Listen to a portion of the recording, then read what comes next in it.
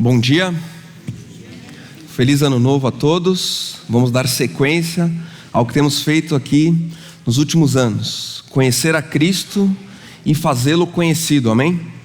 Então é por isso que nós nos encontramos aqui domingo após domingo, nos grupos células, discipulados. É para conhecer um pouco mais de quem Cristo é e mostrar isso para as outras pessoas, viver como Cristo viveu. E eu te convido a abrir junto comigo a Bíblia no Evangelho que escreveu João, capítulo 2, é o texto que nós vamos ler hoje, do versículo 1 até o versículo 11, para dar sequência ao nosso estudo do Evangelho de João.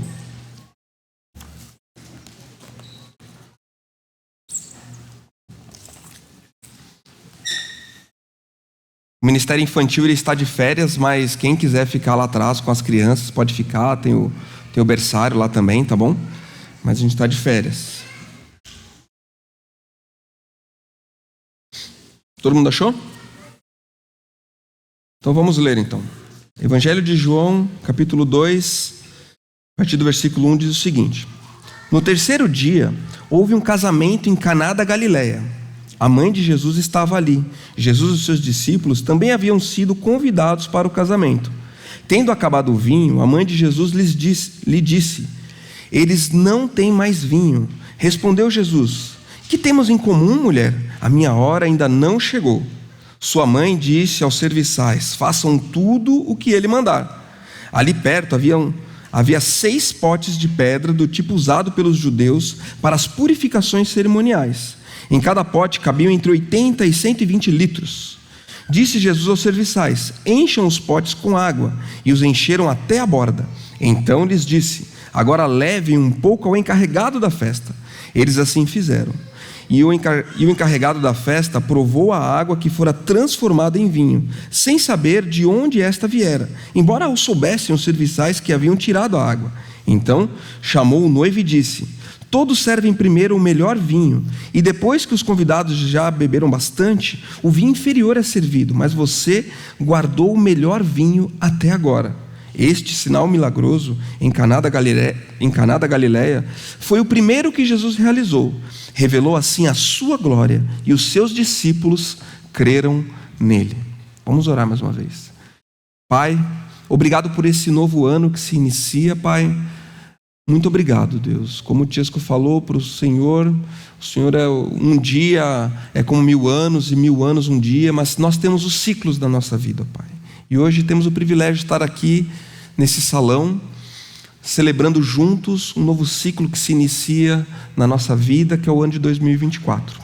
E nada melhor do que iniciar esse ano, Pai, do que diante da sua palavra, essa pequena porção que nós lemos aqui. E eu quero pedir, Pai, que nesse momento o Senhor abra o nosso coração. Abra o nosso coração para o que o Senhor quer nos ensinar nessa manhã e o que a gente tem que aplicar ao longo desse ano de 2024. Nos abençoe nesse momento, nos dá total atenção e foco. E abre, Pai, quebra as algemas do pecado na nossa vida. Em nome de Jesus, amém. Muito bem. Ao lermos esse texto que a gente acabou de ler, um texto muito conhecido, nós temos que partir de 2 pressupostos. Muito importante ter essas 2 bases para a correta interpretação desse texto. Primeiro é o seguinte: nós estamos diante de um fato histórico. Quando se lê a Bíblia, para você fazer uma boa interpretação de cada parte da Bíblia, é importante respeitar como o autor se comportou ao escrever aquilo tudo. Existem momentos em que a Bíblia se propõe a ser um texto poético.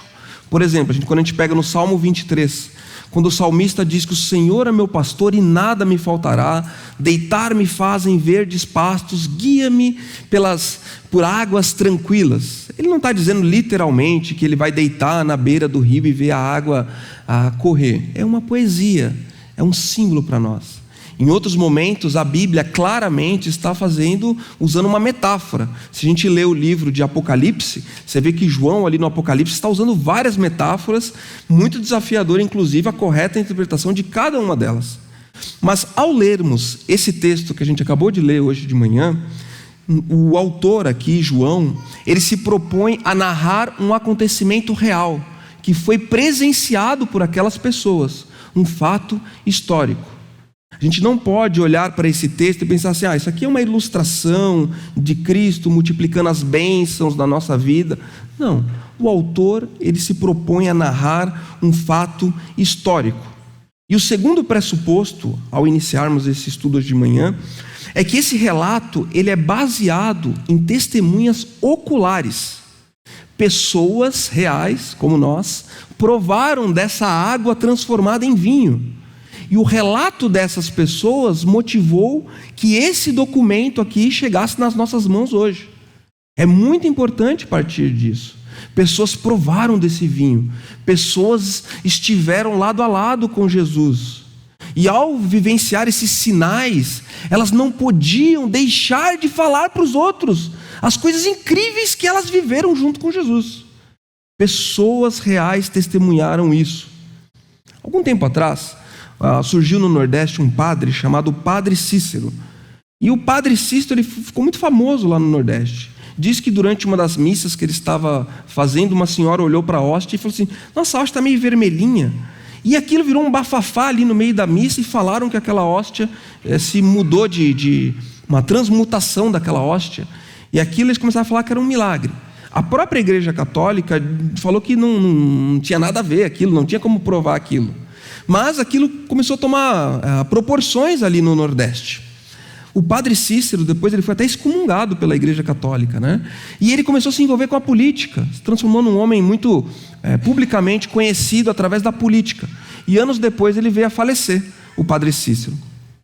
Depois que ele faleceu, algumas pessoas começaram a atribuir a ele alguns milagres, que nunca em vida ninguém tinha falado que ele tinha feito, que tinha curado pessoas e tudo mais.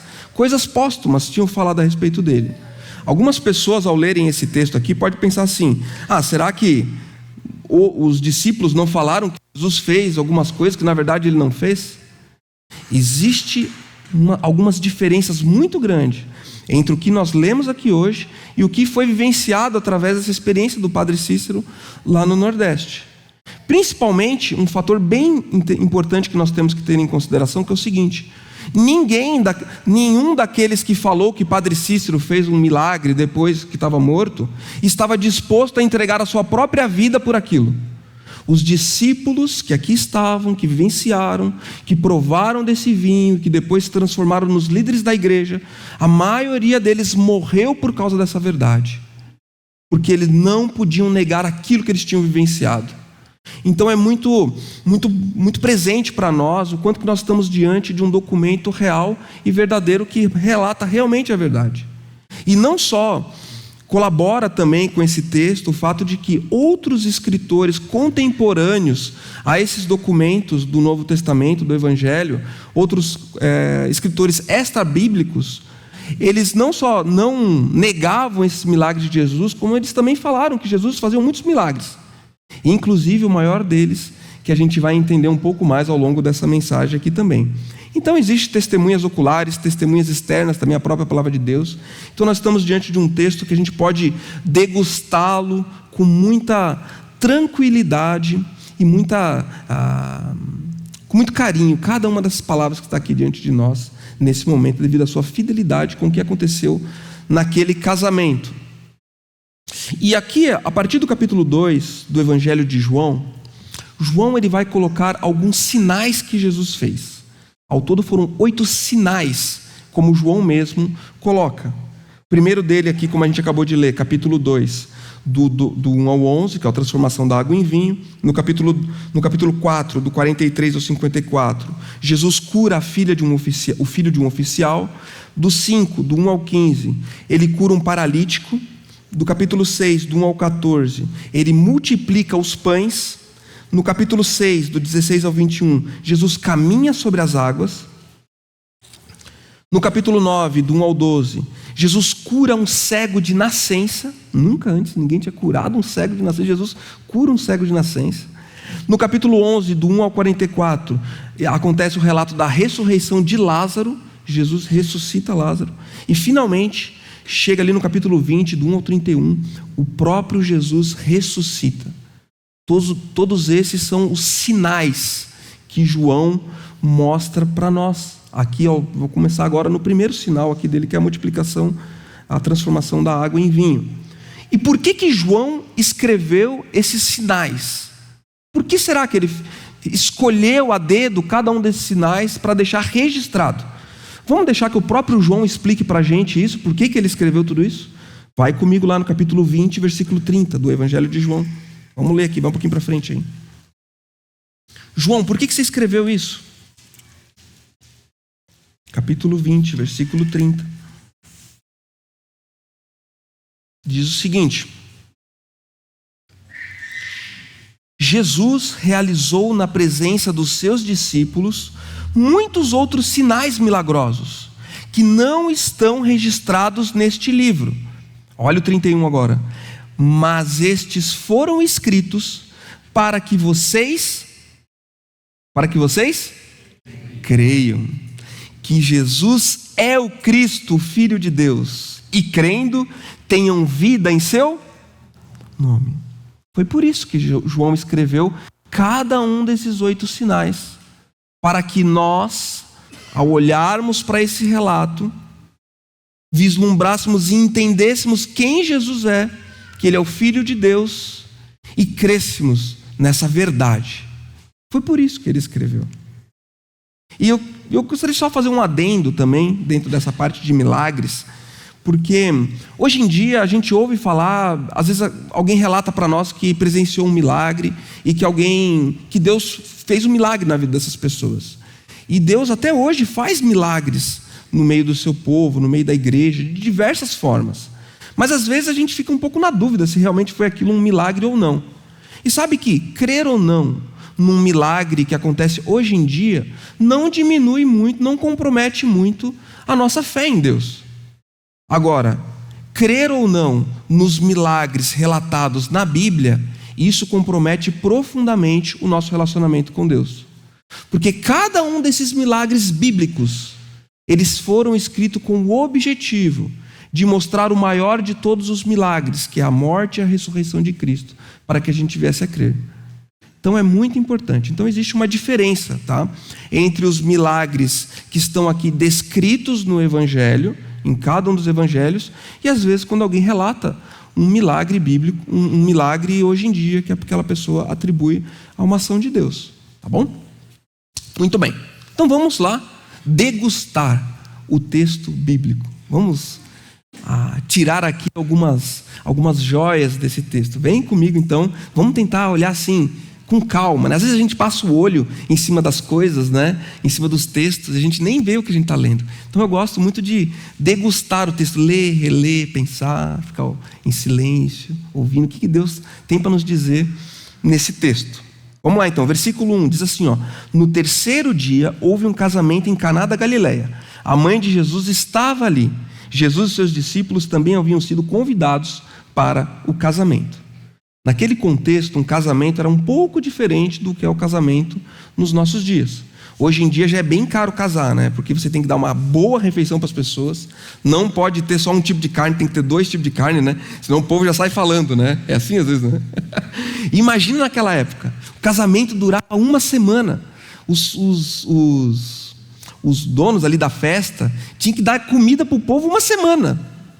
Dar pouso para as pessoas tinham que dormir, tinham que cuidar daquele povo todo que vinha de lugar distante, né? Tinha que cuidar, pagar hotel para todo mundo, né? Instalação. Então era uma coisa bem desafiadora casar naqueles tempos, né? E estava ali a mãe de Jesus e Jesus com seus primeiros discípulos. Jesus ainda não tinha feito milagres, como a gente vai olhar ao longo do texto. Mas aqueles discípulos de Jesus já o seguiam por causa dos ensinamentos que ele falava. Então naquela época era comum os mestres terem os seus discípulos. Pessoas que ouviam os ensinamentos e seguiam aquela pessoa como um líder, um mestre. E Jesus já tinha os seus discípulos. Nesse momento eles estavam ali naquele casamento.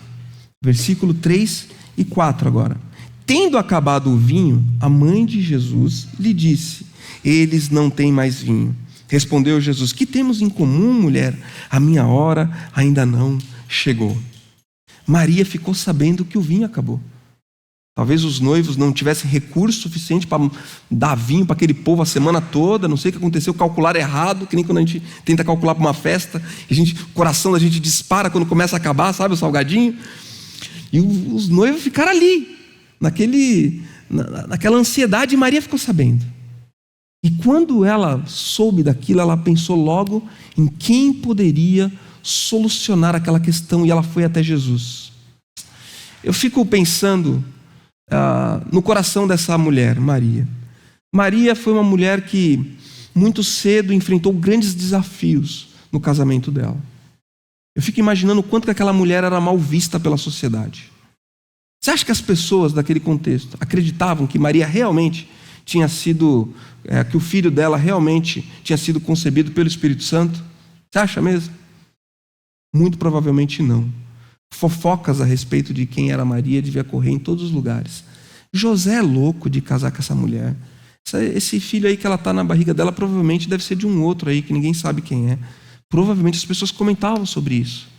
E no coração de Maria, eu tenho certeza que durante toda aquela infância de Jesus até aquele momento, ela sempre teve essa ferida de que ela sabia quem ela era, que o anjo tinha falado com ela, mas o filho dela ainda não tinha se manifestado publicamente. E ela não via a hora disso acontecer.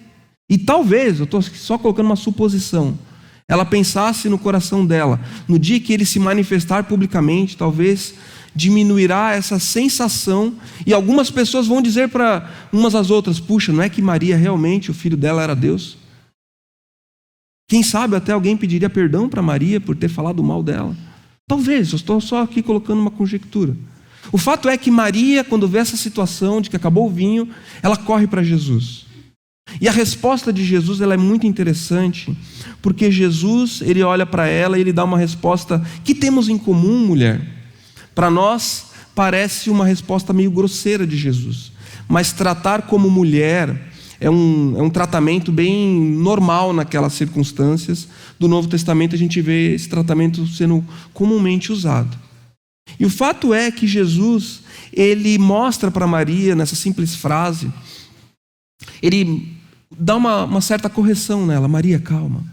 Maria, tudo tem seu tempo certo, mãe. Calma. E Jesus, em diversos momentos, ele sempre foi uma pessoa muito carinhosa. E de forma nenhuma ele foi desrespeitoso para com a mãe dele. Muito pelo contrário, se a gente for lá no final da vida de Jesus, quando ele está sendo crucificado, o próprio evangelista João, no capítulo 19, versículo 26, fala o seguinte: olha que interessante. Quando Jesus viu a sua mãe, Jesus estava na cruz. E havia ali 3 Marias ali ao pé da cruz, e uma delas era a mãe dele. Quando Jesus viu a sua mãe, versículo 26, ali e perto dela o discípulo a quem ele amava, disse à sua mãe: aí está o seu filho. E ao discípulo: aí está a sua mãe. E naquela hora em diante o discípulo a recebeu em sua família. Então Jesus, ele tinha um carinho especial para com Maria, sua mãe. Tanto é que no final, quando ele estava prestes a morrer na cruz, ele sentiu que ela estava ali sofrendo muito. Ele deu um jeito de encaixá-la debaixo do cuidado desse discípulo, que no caso aqui é João, que ele é referido como João, para que João começasse a cuidar da mãe dele. Então Jesus, ele, durante toda a vida dele, ele teve sempre esse carinho especial para com a mãe dele. Então ele não foi desrespeitoso para com ela, mas ele falou para ela: a minha hora ainda não chegou. Ele disse: calma, mãe, calma, a minha hora ainda não chegou. Foi assim que ele respondeu para ela. Que hora que é essa que Jesus se refere? Alguém tem ideia do que seja? Se nós formos para João capítulo 17, no próprio evangelho de João, Jesus está orando. Volta um pouquinho, vai um pouquinho ali, capítulo 17. Olha que interessante. A respeito da hora em questão aqui que Jesus está falando para Maria. Capítulo 17, versículo 1, diz o seguinte: Jesus, ele está num momento de oração, conversando com o pai dele. E nesse momento de oração, onde está prestes a se entregar na cruz, ele diz o seguinte, ali no capítulo 7, 17, 1. Depois de dizer isso, Jesus olhou para o céu e orou: Pai, chegou? Chegou a hora. Chegou a hora. Glorifica o teu filho, para que teu filho te glorifique, pois lhe deste autoridade sobre toda a humanidade, para que conceda a vida eterna a todos os que lhe deste. Essa é a vida eterna, que te conheçam, o único Deus verdadeiro, e a Jesus Cristo a quem enviaste. Eu te glorifiquei na terra, completando a obra que me destes para fazer. E agora, Pai, glorifica-me junto a ti, com a glória que eu tinha contigo antes que o mundo existisse. Jesus nasceu e viveu, e ele tinha um propósito: se entregar naquela cruz pelos nossos pecados. E aquele momento era a hora em que Jesus seria crucificado. E ao ser crucificado, ele seria coroado rei, levando cativos os nossos pecados e nos redimindo da nossa morte eterna, nos religando ao Pai. Esse era o momento. E Jesus aqui, vamos voltar para o nosso texto aqui de capítulo 2, ele fala para ela: não é minha hora ainda. Mas, de certa forma, a maneira como Jesus falou, a gente não consegue ter aqui um filme, né, de como foi aquela cena. Mas, de certa forma, a maneira como Jesus falou deu a entender a Maria de que ele faria algo naquela situação. Ela entendeu daqui a pouco, como ele falou, de que ele faria algo. Porque o próximo versículo 5 diz assim: sua mãe disse aos serviçais: façam tudo o que ele lhes mandar. Então ela olha assim aquela cena e ela olha para os serviçais e diz: olha, gente, obedeça a ele. E ela fala a coisa mais incrível aqui que qualquer um de nós pode falar para outro: obedeça o que Jesus mandar. Se você quiser dar um conselho um dia para alguém, em qualquer situação, fale o que Maria falou para aqueles serviçais. Se a pessoa vir para você com uma questão, seja lá qual for, fale isso para a pessoa. Obedeça tudo o que Jesus mandar. Não tem erro. Cristo sabe o que é melhor em toda e qualquer situação. E Maria deixa esse conselho aqui, então vamos seguir esse conselho de Maria na nossa vida. Versículo 6. Ali perto haviam 6 potes de pedra, do tipo usado pelos judeus para as purificações cerimoniais. Em cada pote cabiam entre 80 e 120 litros. Então, mais ou menos 600 litros de água cabia dentro daqueles potes, que era usado para as cerimônias de purificação.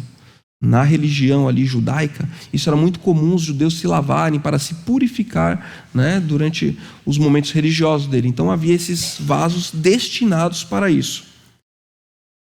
E havia ali aqueles potes ali dando sopa. E Jesus disse aos serviçais, versículo 7, encham os potes com água, e os encheram até a borda. Então lhes disse: agora leve um pouco ao encarregado da festa. Por que Jesus manda levar aquela água ao encarregado da festa? Porque Jesus sabia o que estava fazendo, que aquela água se transformaria em vinho. E o encarregado da festa é aquele que tinha condições de atestar que realmente a água havia sido transformada em vinho. E é incrível ver a simplicidade com que Jesus executa esse sinal milagroso. Jesus, ele não para a festa: para tudo, que agora aqui eu vou fazer um negócio, vou arregaçar as mangas aqui para vocês verem que não tem nenhum pozinho tangue aqui na minha roupa. Para tudo, bota as luzes aqui em cima de mim, porque eu vou fazer uma coisa mirabolante aqui agora. Pessoal, silêncio, pare a música. Algo sobrenatural vai acontecer aqui. Jesus não faz isso. Ele simplesmente faz o que tem que ser feito. E no começo do ministério de Jesus ele tem quando a gente vai ler aqui os próximos capítulos, a gente vai vendo que Jesus ele tem sempre uma preocupação por não divulgar muito tudo o que ele estava fazendo. Porque se Jesus desse muita ênfase a esses sinais logo de cara, talvez isso fosse uma explosão de informação, e ele sabia que ele precisaria desenvolver os discípulos. Muitas coisas ele tinha que ensinar para os discípulos. Ele tinha um ministério a cumprir que levaria 3 anos, então tudo tinha o seu tempo certo. Ele não precisava divulgar, ele só precisava agir e fazer. Só um parênteses, um pouco diferente às vezes de como nós agimos. Às vezes a gente age, faz uma coisa incrível e ninguém fica sabendo, nossa língua já coça para falar para os outros que a gente fez uma coisa incrível, não é verdade? Afinal de contas, ninguém vai saber disso. Eu tenho que divulgar. Tem que divulgar para os outros. Ao invés de querer divulgar para os outros, o que Jesus faz, ele simplesmente faz o que tem que ser feito. E principalmente Jesus estava preocupado, sabe com quem? Com aquelas pessoas que estavam presenciando aquele milagre. Jesus estava preocupado para que aquelas pessoas realmente entendessem o que estava acontecendo, testemunhas oculares naquela festa, para que depois aquelas mesmas pessoas relatassem aquelas histórias e João pegasse isso, documentasse, para que nós tivéssemos em mãos esse sinal. Esse que é o primeiro dos sinais. Quando eu era mais novo na fé, eu gostava muito dos milagres. Eu achava os milagres coisas incríveis assim. Hoje eu já gosto mais daquele que fez os milagres do que do milagre em si. Confesso para vocês. Porque um sinal, ele não é um fim nele mesmo. Ele está apontando para algo. Eu fui para São Paulo esse final de ano e eu fiquei doente. Eu fiquei com a gargantinha ruim, sabe? Mudou de clima, né? Pessoa sensível, né? E lá no bairro da minha sogra tem um lugar chamado AMA, que é um centro lá de atendimento médico lá, ali perto ali, né? E eu fui no tal do AMA. É sensacional o atendimento do AMA, né? Não sei se tem AMA em Caxias. Tem AMA em Caxias? Tem UPA, né, em Caxias, né?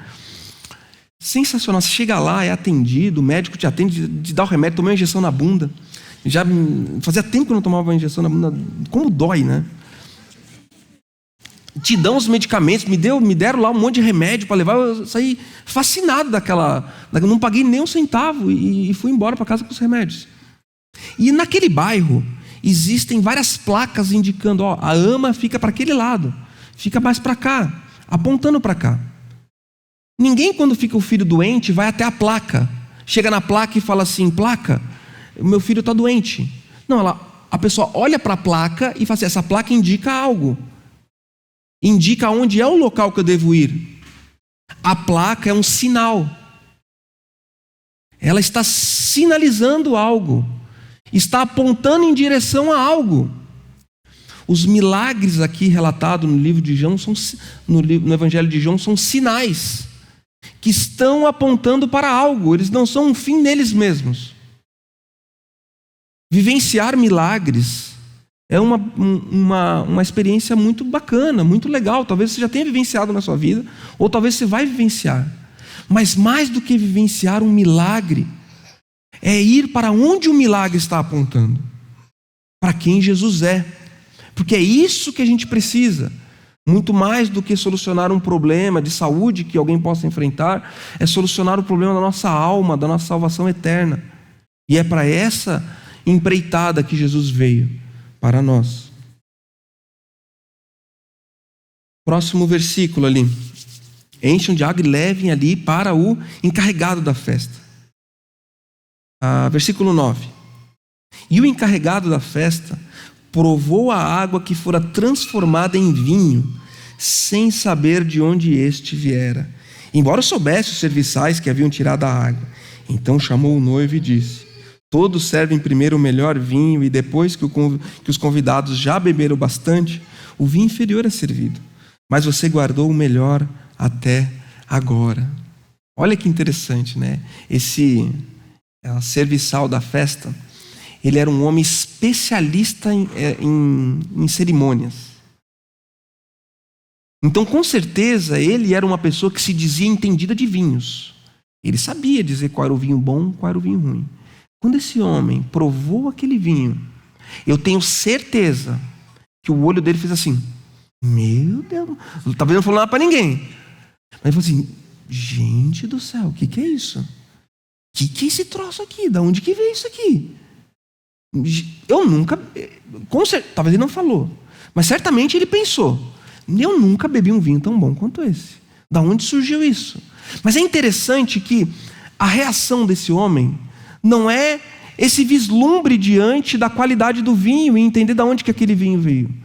Ele deu um sentido meio que humano para a situação. Ele falou assim: captei a estratégia do noivo aqui. Ele guardou esse vinho melhor aqui para o final. Ele está usando uma artimanha diferente. Vou falar com esse noivo aqui, vou conversar com ele. Aquele homem, ele perdeu a oportunidade de ver qual era a origem daquele vinho, de quem era que tinha providenciado aquele vinho. E às vezes nós somos assim também, né? Diante das circunstâncias da vida, a gente quer manter as nossas aparências. Aquele homem talvez quis manter a aparência dele. E ele deu esse sentido, assim, porque as pessoas têm essa estratégia de dar primeiro o melhor vinho e depois dar o ruim. Você fez invertido, você foi malandro, né? Quis falar para o dono da festa, né? E ele não se preocupou com aquele que tinha transformado a água em vinho. Último versículo. Este sinal milagroso em Caná da Galileia foi o primeiro que Jesus realizou. Revelou assim a sua glória, os seus discípulos creram nele. Até então Jesus não tinha feito nenhum tipo de sinal, nenhum tipo de milagre. Talvez até então só haviam palavras sendo ditas. Mas uma coisa é Jesus dizer que ele é Deus. Outra coisa é ele mostrar por A mais B que ele realmente é Deus, através do controle total sobre tudo e sobre todos, sobre a natureza, sobre as doenças, sobre a morte. E existem alguns livros que foram acrescentados depois na Bíblia, alguns evangelhos. A Bíblia Católica traz algumas histórias, inclusive algumas histórias de quando Jesus era criança, né? Que ele caminhava e as flores saíam, e ele curou passarinhos quando ele era criança. Mas isso não condiz com o que a Bíblia realmente apresenta, de que até então Jesus ele não tinha feito nenhum milagre. E ele começou a partir daquele momento mostrar por A mais B quem ele era e o que ele tinha vindo fazer nessa terra. Aplicações para nós, para a gente terminar. Diversas aplicações desse texto, talvez você já ouviu em diversas mensagens que pregaram sobre ele. O quanto que Jesus supre as nossas necessidades nos momentos de escassez. O quanto que a gente deve obedecer o que Jesus manda. Diversas aplicações você pode tirar desse texto. Talvez você já tirou até algumas aplicações para você na sua vida. Mas eu quero ficar com a aplicação mais básica e a mais intencional que o autor queria deixar para nós nesse texto, que é a última frase dessa primeira porção aqui, que diz o seguinte: os seus discípulos creram nele. A intenção de João a escrever esse sinal para nós era mostrar para a gente que os discípulos creram em Jesus. O que é crer em Jesus? Eu te pergunto. A palavra crer hoje em dia ela se diluiu muito. Porque tem um aspecto meio, eu acredito que 2024 vai ser um ano bom. Eu acredito, é uma coisa mais diluída. Para aquelas pessoas crerem em Jesus, como é colocado aqui, significou tudo. Significou perdas profundas, inclusive materiais. Não foram poucos os que perderam a própria vida porque creram em Jesus. Se a nossa vida ficar em jogo nesse ano 2024 e alguém nos questionar, você crê em Jesus? Negue Jesus, senão você vai morrer. Você está pronto para morrer por Jesus? Se entregar por ele, como aqueles discípulos lá no começo? Isso é crer em Jesus. Mas mais do que morrer por Jesus, está disposto a viver por ele? Isso é crer em Jesus. Aqueles discípulos, eles creram em Jesus, eles mudaram de vida. Eles passaram a viver Cristo nas suas vidas. E crer, ele é um processo espiritual que nasce no coração de Deus e nos é dado através da graça do Espírito Santo. Crer é entender com o nosso coração, com a nossa razão, quem Jesus é. Entender que esses sinais mostram por A mais B que Ele é Deus. Ele esteve entre nós, Deus se fez carne e esteve entre nós. Ele foi perfeito e Ele se entregou por nós naquela cruz. Entender isso. E ao entender quem Jesus é, entender também quem nós somos. Que nós somos pecadores. Que todos nós aqui provavelmente já pecamos várias vezes hoje. Seja por um pensamento egoísta, seja por uma palavra que foi mal encaixada nos nossos relacionamentos. Pecado faz parte de quem nós somos. E esse nosso pecado nos afasta de Deus. E entender quem Jesus é, entender que sem Ele nós estamos longe de Deus. Nós precisamos que Ele assuma o controle da nossa vida. E o que abre a chave disso tudo é o arrependimento, meus queridos. Sem arrependimento, não adianta a gente dizer que acredita em Jesus e que é discípulo dele. Quem Jesus é, quem eu sou, e um sentimento profundo de arrependimento. Deus, eu sem o Senhor não sou nada. Olha quanta coisa, quanta burrada eu faço. Eu estou indo de cabeça para o inferno. Eu preciso desesperadamente do Senhor. Eu me arrependo dos meus pecados. É pedir para Ele nos limpar dos nossos pecados, tirar o peso do pecado dos nossos ombros, pedir para Ele começar a conduzir as nossas escolhas. Se eu agia de um jeito, indo naquela direção errada, a partir do momento que Jesus assume o controle da minha vida, eu começo a ir em outra direção. Aquelas coisas erradas que a gente fazia, a gente já não vai mais fazer. E se eu fizer aquilo que é errado, arrependimento de novo, Deus me coloca no caminho certo. Isso é crer em Jesus. Crer em Jesus é mudar de atitude, mudança de vida. Talvez até aqui, até 2023, a sua vida foi de um jeito. Talvez você tenha arrastado durante anos atitudes que desagradam a Deus. E sabe que Deus, Ele não se conforma com isso. E Ele quer fazer uma obra na sua vida, e 2024 talvez seja o ano de abandonar isso. De se libertar desse pecado que talvez tenha te acorrentado. Mudança de atitudes. Crer em Jesus, sabe o que também significa? Se conectar ao corpo de Cristo. Não existe cristão desconectado da igreja. Não existe cristianismo sendo desenvolvido em pessoas sozinhas dentro da sua casa, sem estar conectado. Aqueles discípulos que provaram do vinho ali, se converteram, que participaram da igreja, eles fizeram da igreja o estilo de vida deles, estar em comunhão. Eles tiveram que abrir mão de muita coisa, pagar o preço de estar juntos, de fazer parte do corpo. Mas hoje em dia é diluído um pouco esse aspecto da nossa vida. Será que eu vou na celebração hoje? Será que não tem nada mais importante para mim fazer? E o churrasco? Será que vai dar tempo? Acho que não vou hoje. Será que eu vou no grupo Célula essa semana? Não sei, não estou com muita vontade. Será que eu vou faltar no discipulado essa semana? Acho que eu nem vou fazer nada. Cristãos desconectados. Crer em Jesus é pagar o preço de estar conectado. E eu quero, em 2024, estar mais conectado a Cristo. E a minha conexão com Cristo vai se dar à medida com que eu me conectar com cada um de vocês, como igreja. Não é uma conexão que eu faço sozinho na minha casa assistindo um vídeo do YouTube.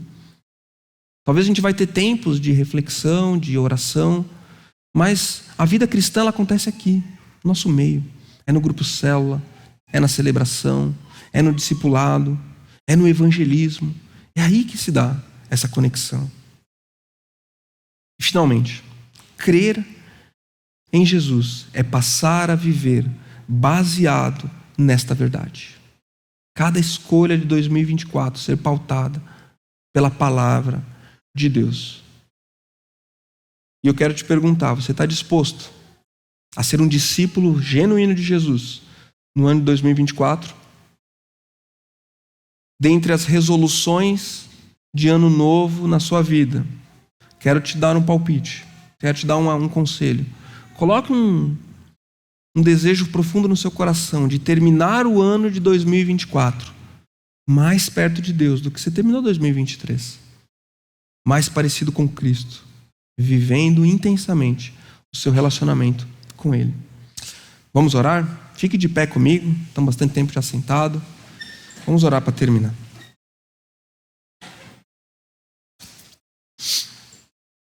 Santo Deus, nosso Pai, obrigado, ó Pai, pelo privilégio que é de poder abrir a Tua palavra, poder estudar, Pai, poder degustar cada versículo, poder entender, poder meditar e principalmente, Pai, aplicar, Deus. Deus, nos ajuda, Pai, a nos arrependermos das coisas que temos feito errada, Pai, do nosso caminhar rebelde. E eu quero colocar aqui um desafio, Pai, no meu coração, e que esse desafio se estenda a todos que aqui estão hoje, Pai, que possamos findar o ano de 2024 mais perto do Senhor, Pai, do que já caminhamos até hoje na nossa vida, Pai. Nos ajuda, Pai. Será muito desafiador, porque o diabo vai atentar contra nós nesse processo, mas maior é o que está em nós do que o que está no mundo, Pai. Nos ajuda nesse processo, que possamos pagar o preço de estarmos juntos, unidos, conectados uns aos outros e vivendo a nossa fé esse ano de 2024, Pai. Esse é meu clamor, junto com todos que aqui estão nessa manhã, Pai. Em nome de Jesus que oramos. Amém. Amém, meus queridos? Uma boa semana, um ótimo ano a todos.